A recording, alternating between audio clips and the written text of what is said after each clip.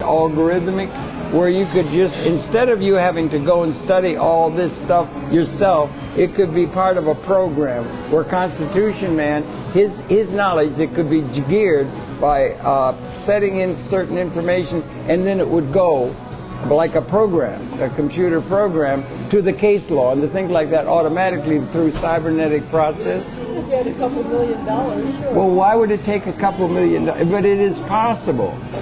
If you have a couple $1 million, it would take 20 people for one thing. It would take a lot of programming. It would take turning all of this speech into text and then categorizing all of that, which a machine couldn't do. With all of the things that need to be done, the chances anybody doing that are somewhere down less than zero. I think you don't have the $2 million, is that? But I mean, it could be done technologically. See, because nobody's going to be able to study all that. You'd have to become as brilliant as him. And it's so esoteric, and you get into other fields. But it would be great if his knowledge could be put into a program, and through algorithms it goes to case law here, Supreme Court here, and there's a linking of his knowledge in a way that would be user-friendly for the person to have an effect, rather than have to study all the law books and study this and read. You could spend a whole lifetime reading those things. Constitution Man is a Jehovah's Witness. Yeah, he's brilliant. He really, really feels that he's got God on his side. Yeah. And Joe Barton also has this feeling too. Right. He's when authentic. Standing in court, he really feels he's got the force with him, or whatever you might want to say. So, I'm glad to hear that. So then the case law comes really easily. Yeah, but it's because you're living it. You're saying, I'm a free person. You're feeling free. You're not feeling restricted and worried and you know, how am I going to pay my... You just know. How long has Joe been learning at the knee of Constitution Man, or having that attitude? Has he only? He didn't have that 40 years of 20 years ago? And what's really interesting... So people were being fucked over them because they didn't know the law. They're both Vietnam vets, and they both have post-traumatic stress. Yeah. Constitution Man's stress is against hippies. He really feels drugs were the worst thing, but we can tell that he's heavily medicated because he's... Joe, would you do me a favor, hand me that little bit of coffee, or can you reach it down? Okay.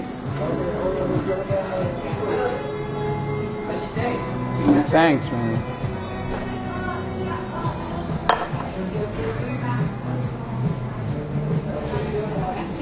Rock and roll.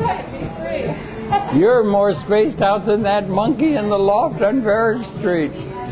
How many tabs of orange sunshine have you ingested this evening? Hey, look at him move, man. That move. Oh, he's got the beat, man. Do it, man. Do it. Yeah. All right, time's up. Put your pencils down. Thank you. Oh, okay. Bag is this. Marxism is their religion. Right. And it's very interesting. You can do Qigong or something for healing. Right. If you're doing it for healing, you go do exercises and stuff. Right. But you can't have it relate in any kind of way to Lao Tzu or Confucian or any higher order, like as an ontology or as a reality. Right. Now, you're doing that with the Constitution if you say natural law. At least it's coming out that way. Right. And that's... In China, and then there's another issue too about bodies exhibit. I've been doing a lot of thinking lately around in a different way. I've been under a lot of stress and everything, but I've been thinking about evolution, and I've been thinking about this guy was here, the guy that came from China. We were talking about ontology and reality. Right. What is reality, and how do you deal with reality, and talking about those kind of things. And we got to talking about that. And there are some religious systems that could give you some understanding of that. And that's for somebody who is a believer in the religion. You've got a higher order, or natural law. It was also coming out of the Enlightenment in the scientific development and so forth. But to say that the God thing is in China, if you can do that, but their religion is Marxism. They play the thing that gives them the power. And what they referred, they had a revolution that was made, by force of arms like normal history developing and all that. But they had their Bible is Marxist Leninist dialectical materialism. It's got a certain kind of way of seeing larger issues and larger principles. And this guy that was with me talking about that, he is a right-wing guy coming from the United States, and he's saying that they are relying upon dialectical material to keip their political power. They run things. The government runs things. And he's saying they have to have it be open to the private sector. That is, you have a private sector that is not wrapped up with the premise of dialectical material, like a Christian would see things in a certain kind of way that's ultimate and higher. Or John Locke saw things, or people propose that, a number of them, some others, propose that there's a larger order that can be understood. Maybe the Enlightenment was giving us a little more understanding of things and everything. But to propose God or some higher authority, that you cannot do in China. You can't research anything having to do anything spiritual. It has to be strictly dialectical materialism, and that's the basis of their political organization. And the guy coming along is going to take, he tells me the guy coming along who's going to take coming into power after who is his specialty, rather than market development or private sector entrepreneurialism, Schumpeter or something like that. It is pure Marx. He's a great scholar in dialectical materialism and Marx. So pure Marx. So in his essence, he's a Marxist. And people, Marxist, and you're the country is Marx. But that's their religion. Your complaint with Marx is that it's treated as a religion, I think, and that in China. And I think that's where we should step back and wonder out loud about that problem, because it is put down by the anti-communists in those terms, that it's godless communism, and ultimately what we're talking about, Harold, is authority. Yeah, and what marijuana is about is authority. Yeah, that's it. So, the authority thing.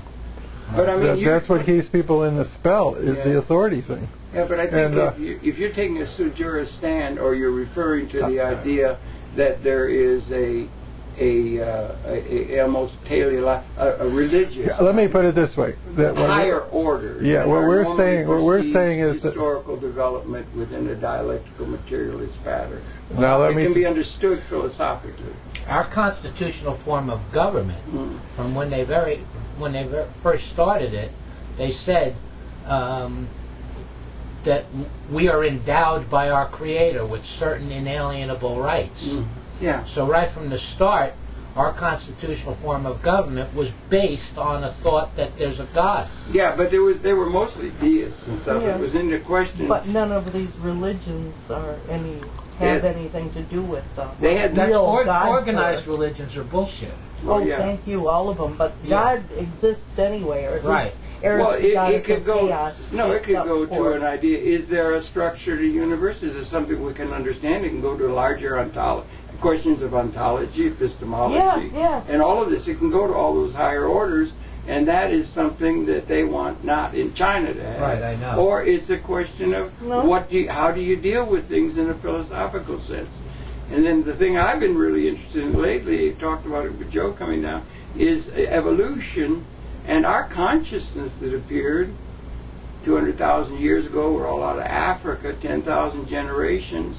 And this is the defining generation of 10,000 generations, because things are changing in a way where it's shifting from we're separating ourselves from the creatures and the environment to our extended technology. And that kind of a thing is going. But we're coming to a time of qualitative transformation in terms of what's going on in the universe. So, like, I was thinking, I was under tension with this guy from China. It was 4 in the morning. Was tired. We've been going, but it came out, and I got thinking about australopithecine, or how do you deal?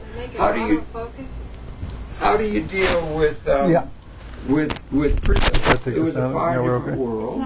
There are things that have happened since then. Or am I not seeing? But then I got to thinking even further beyond that. Well, here it has to choose 4 million years here's the trick. We all understand, I think, now that we're part of an evolution of consciousness and biological evolution in the universe. and everything. And our consciousness, make a distinction between the reality as it's normally perceived as being delusions and everything, and capability that is latent in a certain sense. Then I got to thinking about, my God, 200,000 years, and it's there, and humanity, or Homo sapien, the species of which we are part, writing declarations and setting up ideas of the universe from a context of ignorance, really. We really didn't know. We didn't have a telescope. We were coming out of 200,000 years of our being here. Only 8,000 years of civilization. Actually, they now know that we've been here a lot longer than 200,000 Really? years. Where do you get that? They found, I forget what country it was, but they found where the dinosaurs had walked in the mud, and eventually over the years it fossilized and became stone. Yeah, yeah. And right next to the dinosaur footprints is human footprints, the same as ours.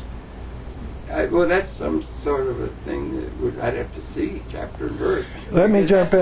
I would like to jump. The dinosaurs died out 65 million years ago. Can I get your permission? Man was here 65 million years ago. Well, if you say so, but that would have. I would like your permission, gentlemen. You can go on the internet. you can go on the internet. You can find Joe Friendly's turn. Yeah, Joe Friendly. I was going to ask your permission to jump in, but I needed a little help from my friends. I felt like answering you. I got your message. I mean, you made clear your position. Now I want to respond. Okay. Yeah. Okay. Right. We're talking about religion. Well, religion, yeah. In a way, yeah.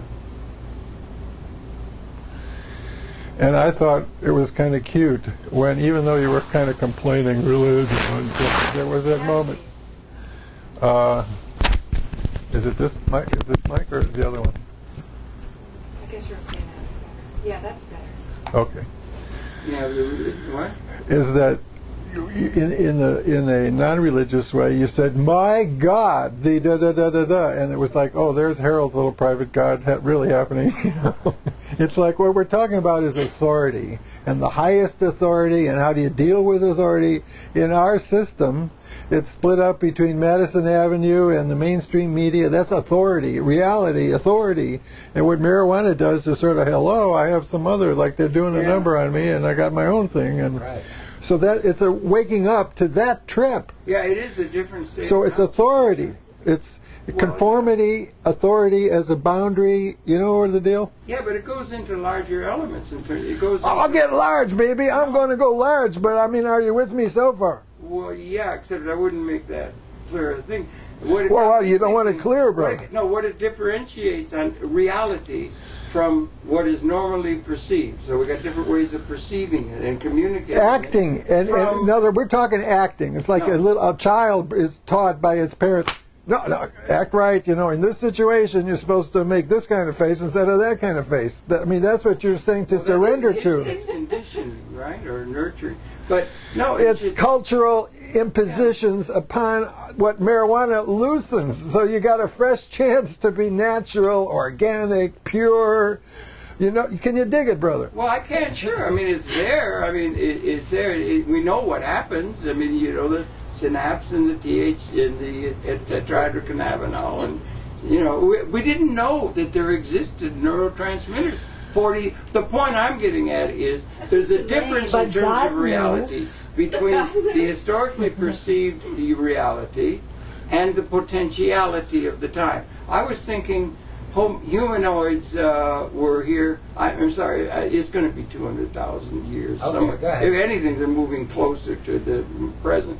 But we were here, and there was and 4 to 7 million years ago, that line of hominoid evolution, which had started 3.8 billion years ago on this planet, which was created 4.5 billion years, they got an evolutionary process going, one aspect of which was consciousness, and one aspect of which was a hominoid line. It was Australopithecine.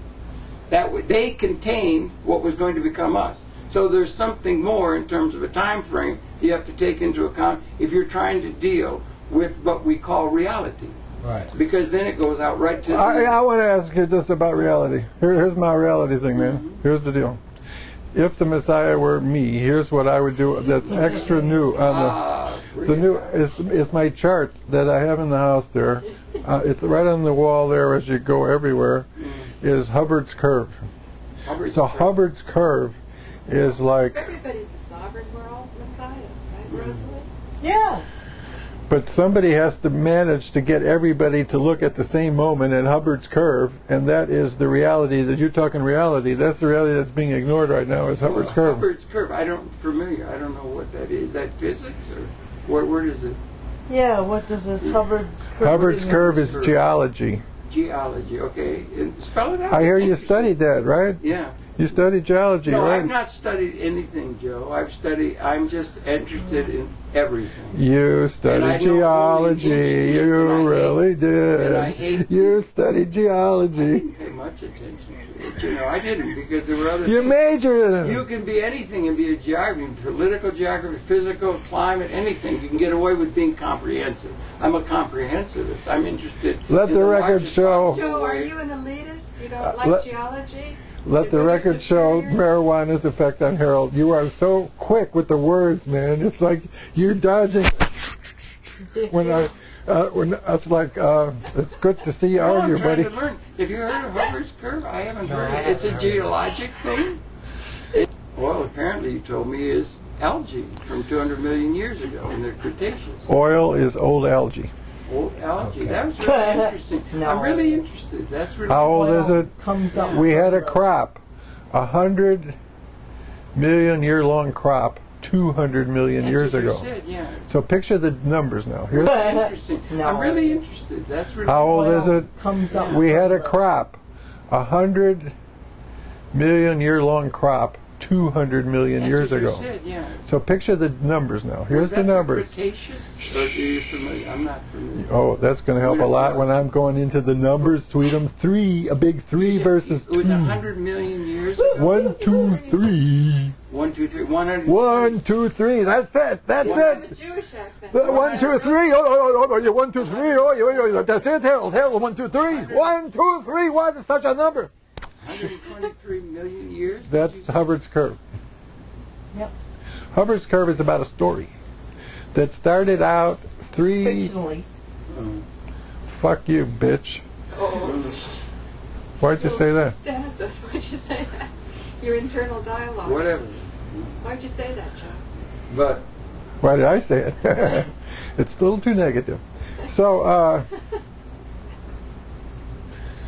well, it does relate to time, right? Because you said it goes over a long period of time and explains geology or the layering. 1, 2, 3. That was it. You remember the 1, 2, 3? This is going to be the pitch, the Messiah pitch. 1, 2, 3. Ready? Shut the fuck up and let me talk. Okay. Oh, did I say that? So here's the deal. 1, 2, 3. Whale. First, the 3. Yeah. The 3 comes first in the Joe-friendly oil trip. Thanks for the cough. So here's how it is. 300 million years ago. Nice number. We're worried about 30 years ago. We're talking in the history of our dear planet, 300 million years ago, the oil started to happen. Oil did? Yeah, it didn't have to be submitted to pressure. It started to happen, brother. Started. What are you talking? Started. What does that mean? Started to happen? I don't understand. We're talking it was algae. It was algae at that time, evolutionarily. So right. Organic evolution had started, and then it ends up with us in this time, and that's time, and things change in time. So if you got a natural law perception, they had that we were the center of the universe before Copernicus and Galileo. And they put them in the dock. You have defended yourself admirably. Which was a geocentric world. They only let Galileo off the hook about 12 years ago for upsetting the identity. Bosch, Hieronymus Bosch. It was horribly hard, and it's awfully hard to get over God. And the idea of... oh, yeah, right, God. There you go. You brought us back, brother. You brought us back. Oh, he brought us back. God. He said, God, I think... Hey, authority. We're talking God. But if you say Messiah, then you're supposed to listen to the guy. Maybe he's really got it figured out good, It would fit into a dialectic understanding of reality of man. Huh? Yeah, I see the red light going on there. It's me again. Besides a historical Just thing. put it on that pillow, maybe. But anyway, I think. Oh, anyway, he said sorry. anyway. I heard him. He said anyway. Okay, please let me talk Well, already. in a sense, I'd say In a that sense, you let me also talk now. we were 3, 2, 1. 3, 2, 1. 3, 2, 1. Please, 1, 1, 1. So I got the 3, right? 300 million years ago, the brown algae started. Just the beginning, it started out. Talk, Harold. Okay, I'll talk. I don't mind talk. No, I don't. Yeah, but that thing about that we're talking authority, brother, but I'm giving you the authority of the moment, the authority of the reality, the truth, the scientific, glorious moment pointed out by Joe Friendly to you, Harold Channer, producer. You're in the Hubbard's curve. Okay, that's interesting. How about keeping it calm? Yeah. Oh yeah, why didn't I say that? So shut up and let me. Oh, solo. What can you do? So 300 million years ago until 200 million years. So a period of how long, Harold? 100 million. 100 million years crop is the oil. That crop, we had a crop. It was 100 million years long. Right.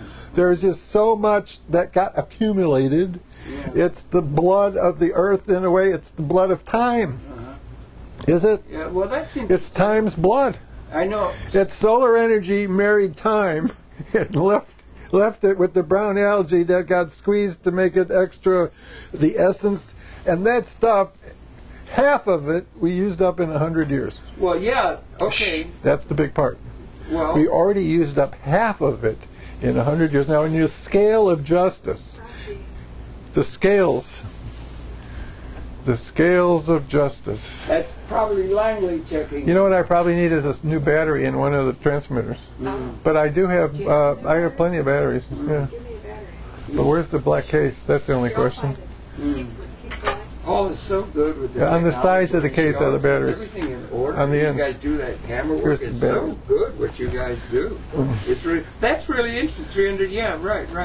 So it's in other words, our culture is to be condemned for being so out of touch with what is fair and normal to our future inhabitants of the planet. Absolutely. To blow 100. So we blew like 50 million years worth, and there's another 50 left for all time. Right. And what do we do besides burn petroleum? Well, that's been the source. Where do you put it? Yeah. Okay, yeah. So yeah, that's solve the problem. That's political.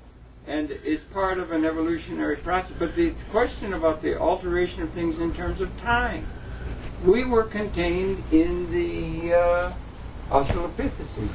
If Molly's coming, I want to go try to fix the car. And we were coming into that. And I'll be right back. We may be, if you begin to go at it, you've got a new relationship between biological evolution, which began 3.8 billion years ago and went through a number of speciation exercises. They would have been algae with relatively early life form. Then there was going to be in the Carboniferous, there's going to be a great flowering, a great deal of the variety of organic process we have in this world. That's a whole other thing. But it's what Harold is like when he saw it. So there are people, poor humanity, and if you've got some sort of integrity or thought about what's it all about in an intellectual sense that makes some sense, then you would want to try and go to it. Because one thing we know, we live in a thermodynamic universe. Thermodynamics works. And we've been in this Cinderella context. Cinderella context. How orbiting the sun for 4.5 billion years, and then getting just in a Goldilocks zone where there could begin to be the earliest parts of the biological system developing. Nothing like DNA, anything is so easy. All the constituents of it. We somewhere crossed a magic or a major point where we went from inorganic to organic. You can shake on that, brother? Come on, let's shake on that one. And that was so what was the switch? Come on now, that was from where to where again? Come on, tell me about it. What? This was the switch from the non-organic to the organic? No. As far as we can tell, the inorganic, there was only materials inorganic. There was not an organic evolutionary process until about 3.8 billion years ago. The earliest constituents of that, they still don't know. how that was done. There's a lot of Way people back there, investigating. it got organical. Well, but the point is you get to evolution. That And far once back, you get to evolution, 3.8. then you can have an understanding of the evolution of affairs that get up to, finally, including it within time, the political process that all the news is about. What is it that makes evolution happen? Pardon? When you get to that point that evolution clicks in, what is it that makes evolution click in? No, once you get into the evolutionary In other words- process, then you're grounded. But I mean, what gets you in there? Well, In other words, you need a certain minimum amount of complexity. Is there any, what's it all about kind of questions and everything, and we're moving against the second law of thermodynamics that all systems move toward entropy How about this idea? The limits of the system. Would you guess? But that's a little bit more compromised, and we're coming out of a profound evolutionary process that essentially is a time of great ignorance, with a self-reflective consciousness that people were able to say, what's it all about? They had no way in which they would know neurotransmitters are going to get you high when you smoke pot. They didn't know what they were. They had no knowledge. We were ignorant, by and large, in terms of the broader thing, particularly compared to now. If I read you scripture, we're not ignorant. Well, the scripture The is... Vedas, the soma, pressing out the stoma, Well, that's a high wisdom. science. Yeah, but okay, that could be done, and people do that, and people take that as a You don't need reading to of call it- reality. No, They took a reality, and But they've the had proof of to... the pudding will be in the eating. How is the society functioning? Well, How that's is our right. society functioning? So we should question the intellectual underpinnings if it's not functioning well. Right. And we should ask, why is it I would say functioning so. well? I'm of the Enlightenment, and I'm of this modern era. We're getting to where we can understand things. And are we coming to a time of qualitative transformation in the evolution of consciousness, of which we are a part? Well, our consciousness was contained 4 million years ago in Australopithecine. It went to Homo habilis, and then we emerged. How about now, we are celebrate? We at the point? How about we celebrate that we got to that point? Well, it is. Let's you and I celebrate together, brother. Celebrate it. What's Celebrate that we got to the point that we could solve the abundance problem. Well, okay. Let's solve it, brother. But it's very interesting. Here we go. It's not that hard to solve. We can solve it on TV right now. We can solve it, brother. If I could just say it right about your program next Tuesday, yeah. Next Tuesday with Isaac Asimov, a great polymath. There you go. I saw that program. I loved it. And he said this is the defining generation in 10,000 years. Yeah, it's the humanity's last chance before we blow it totally. You know what I mean? I agree with that. Do you think it is? Huh? You could say you would be one of 10,000 generations. The business money leadership has and just can you imagine that this is actually the defining generation of that whole process of evolution? And if it is, what does it portend in terms of understanding things in an evolutionary context, which gets at some understanding of reality? So wait a second. You're saying if I don't say that I'm doing it as an evolutionary thing, then I don't qualify? Well, no, evolution. Aren't I evolutionary enough? That's my main question. Well, the thing is shifting. Am I evolutionary enough? Seriously, are you saying I'm not along the path of evolution? I think it's a collectivist thing of a whole process that's going on, and we Yeah. unfortunately don't have. I'm very concerned that they may be heading on a condition. How about this? I'm very concerned. Evolution. I'll give you evolution. I'm very concerned that they're heading on a situation on this earth. You said it's going to collapse cavalierly about the whole economy. If the whole economy collapses, that's a disaster. Well, And but I'm it's very the worried bad that guys. it's gonna- It's the bad guys losing. Well, I don't. They're the think- bad guys. I don't think in terms of bad But guys. I mean, they've been murdering daily over there in the other countries. I think bad guys and good guys kind of dialectic kind of thing is going out of date if we're going to make it. And we're at a deciding time now. And there's absolutely nothing in a synergistic universe, which is like through time, more than the sum of the parts.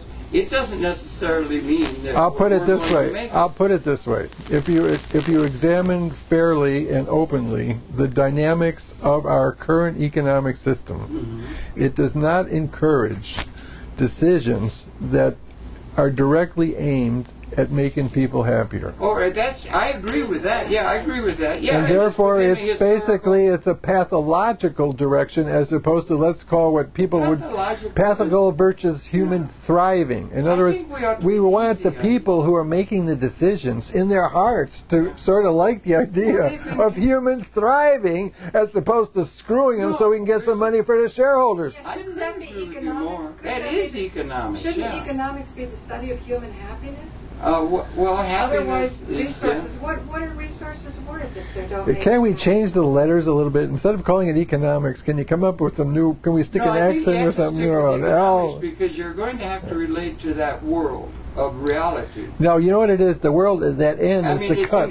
It's end cut. In other words, cut it out. You can't draw. The accountants are cutters. Not in a world that has the capability now, after 200,000 years, finally since about 1970, when Joe got going with that magic year that we're going to get back to, the weapons became species lethal. The extensions of consciousness that is unique to us has come to a point where we are the defining. We have come to the point. It's like being within the womb of an evolutionary process. We have popped, and we're getting to the point. We be there, brother. The biggest impetus in terms of technological development has been for political systems to develop weapon systems to give them an advantage to have real polity control over others, and to make their tribes strong. And that's the situation in which all of human institutions in the process has evolved.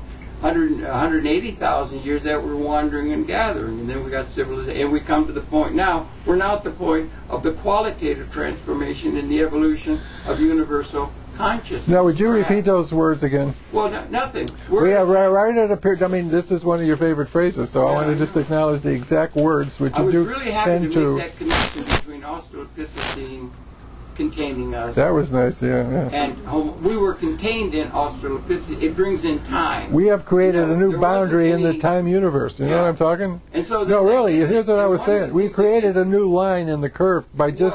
in other words, Pompeii has made its own volcano. You know what I mean? No, it's just that you get to a certain point and we have extensions of our consciousness and tools and technology. We've been pretty rudimentary, but it was always done, all the human Be easy on humanity in a way if we can, I think. Be easy on humanity! Right. Oh. It's been very difficult to try, if you have any thought about trying to get at some idea of the real context in which things are taking place. Well, I got so ignorant. All right, wait. I got. Let me talk now. I'm flashing, brother. I'm flashing. Yeah. Now let me just talk without interruption. Try not interrupting me at all. Just totally quiet now. Totally meditate now. Just shh. I'm gonna try to answer this though. Let me wrap. You know what I mean? Because you have just zero right now. Try meditate on it. Can you handle it? I'm sorry, meditate. I'm being quiet. Just let me talk. Can you actually? Oh yes, sure. By all means. Okay, thank you. Okay. I got nothing to do with that. Now, what was the question? Well, you were talking about peak oil as an one of those guys. Like one political context that you would take into account in terms of you were thinking about the whole. And, that's... He's on top of it, Chuck. No, okay, thanks. I got you. Now, that's good. And the political context where you got... meditation. That's a good meditation. And the idea of good guys, bad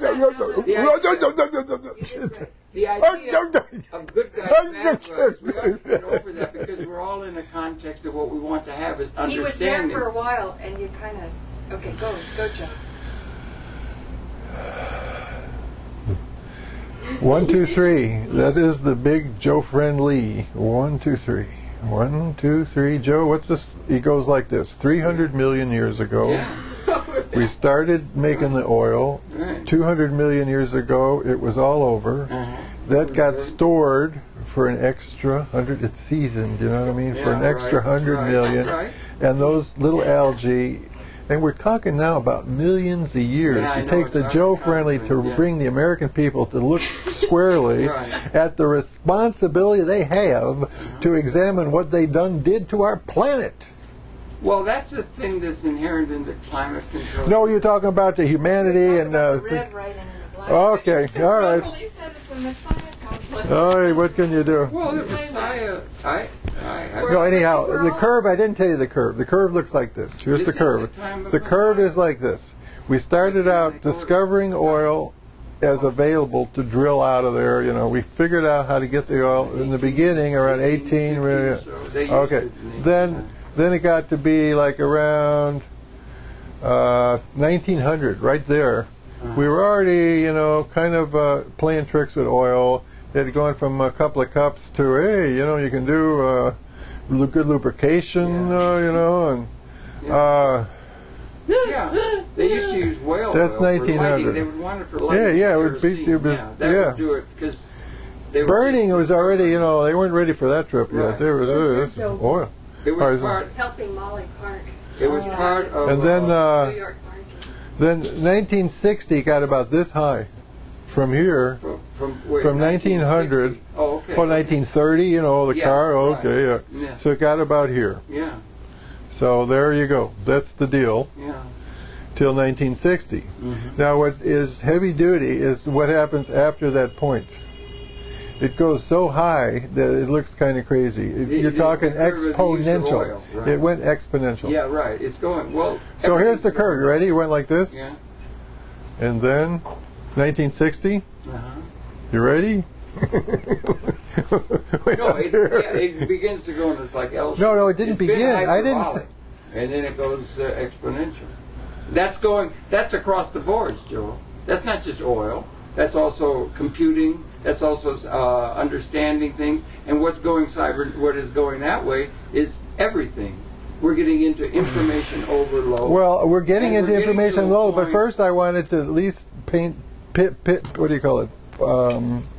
Aim at the oil as a finite item, as opposed to the intangibles you're talking about. Not intangibles. Well, other dimensions of civilization. The oil was used in conjunction with engines that were developing, and everything was being the manufacturing process had to build up. We had all kinds of economic development, the beginning of the modern era. And that was the use increasingly of means of production and everything like that. But the oil, but it's in the universe, and we begin to understand things. We know now how the brain works. We have some trouble. Heat up some food here. I'm not hungry myself. No thanks, but I take all these back and protect them. Protect these nuts. No, I tell you the truth. Coming to understand things, and let me just make one thing. That we're coming now to also understand things like this guy in from China was a philosopher, and he's talking about physics, and you had Einstein, and you had unified field theory and quantum mechanics, and we have all these things developing and understanding things, the physics of the universe. We've now and that extended consciousness, which is unique to us, is something that's very, very unique. Because we then can make, from tools, technology, we can make a world that is different than, in the Eden-like sense, is the reaction of most all of the creatures that had evolved up to the point where we appear. We're now coming to the end of a culmination of that situation, because those extended uses of that technology have been used by political powers to gain power, and the leading edge of that has been weaponry. And the weaponry, which is an extension of humanity's ability to do that, but within a political system. He's not in the mirror now, I don't think. Yes, he is. Really? Those It's a brilliant shot. It can be seen on two fronts, and one of them is from the development of military capability to have an advantage over another tribe, to fight over the scarce resources so your tribe could be benefited and you could even conquer and so forth. It's called realpolitik, and it all comes out of power. Okay, I got a flash. Give me 3 silent minutes. That's how the world is set up now. I agree. 3 silent minutes. 3 silent minutes, so I get a little rapid. Okay. See what the question was again. She won't be here for a while. Oh, she's tied up. Okay, come on in. We're just talking and everything about the unique nature of the time in which we live. And I was looking at your affidavit written in blood here, and I wanted to read it out loud. Go ahead. Now, we don't go red except when it comes to our personal affidavit. We're just being ourselves, you know what I mean? And you guys might be into black. I'm not into black. Really, red is my thing. Okay? All right? That's why I got these tattoos here. Come on. Believe it or not, in red, when you sign your name in red, in old times, they signed in blood. Yeah. So it said you were a flesh and blood, living human being. That was the original idea of writing, or signing at least. Right. So when you sign anything, when you sign legal documents in red, You're signing as a live flesh and blood human being, as opposed to the corporate reality that they have created when they gave us our birth certificate, our driver's license, and our social security card. I always love It's always in blue. Yeah, you sign in blue. Right. Yeah, but right. That means you're signing as a corporate entity. Is that right? A corporate entity. Really? Right. That's the way the law reads it? When they gave you your birth certificate, they Yeah. put your birth certificate in all capital letters. Did they? I just found If you look on your driver's license, it's in all capital letters. Okay. If you look in your social security card, your name is in all capital letters. Interesting. But when you sign your name, you sign with a small, cursive. with a large first letter and then all small letters. Right. Cursive, And that goes all the way back to Roman times. Does it really? Yeah. In Roman times, when they taught the slaves to read and write, they taught them to write their name in all capital letters. I'll be damned. Right? Yeah. So if a slave escaped, and they wanted to, they would say, sign your name. And if when the slave signed his name, he signed it in all capital letters, they knew instantly he was a slave. Because a citizen didn't sign that way. A citizen signed with a cursive? They have cursive in Roman language? Right. Did they have cursive? That'd be interesting. Yeah. Okay. Yeah, they would. Yeah. So that carried on to today. I'll be damned. And when your parents signed your birth certificate, it was actually a bill of lading for you. Believe it or not. Lading for arrival? Yep. Like a shipping order? Exactly. And how they got away with putting us under, how they put us under maritime law. That puts it under maritime? How they did it was by saying your mother delivered you through a birth canal. Yeah. So a canal is waterway. Yeah. Okay. And a waterway goes to maritime law. That's really so they have jurisdiction of the vagina. Right. So now they have jurisdiction of you like your property. Your birth certificate made you property. Your mother didn't know that when she signed it. They don't tell you that. Right. They don't tell women that. You're signing your child over to the state as a slave. In terms of the legal system, that's what it's for? Yes. Or, I'll be damned. Yeah. They don't tell you any of that. What advantage does that give to a power structure over the citizens that it wouldn't have if that was not recognized? It now makes you property of the state as opposed to a sovereign. An individual sovereign. Right, Yeah, okay. right. Yeah, and unless you assert your sovereignty, they consider you property. Well, and they treat you like property. They tax you. They completely control you. And when you assert, that's when the magic happens. Right. When you say, I'm not this 14th Amendment citizen which you've created, I'm a sovereign human being, you now have all the rights of a sovereign human being, which are, according to our Constitution and our Bill and our... Bill of Rights? No. What was the first one they made? Articles of Confederation. No, when they the Federalists declared from England, when they said Declaration of Independence. Right, in Declaration of Independence, it says we're all sovereign human beings, God-given inalienable rights. We are all equal as sovereigns. Well, they wrote that down. Right, but what they were telling the king is all the rights that you have as king, we the people, everybody here has. That's we are what all they wanted sovereigns. to assume. That's what they wanted to establish. Well, some of them, that is what they established when they first set up the Constitution. It got corrupted after that. Okay. You know, unfortunately, the lawyers came in and started using legal speak. Legal speak. To get special interests. Advantages to some rather than others. Tell them about the missing 13th Amendment. Well, I don't know enough about it to really talk about it. But is that system? I was just talking today with somebody about this guy when he was here about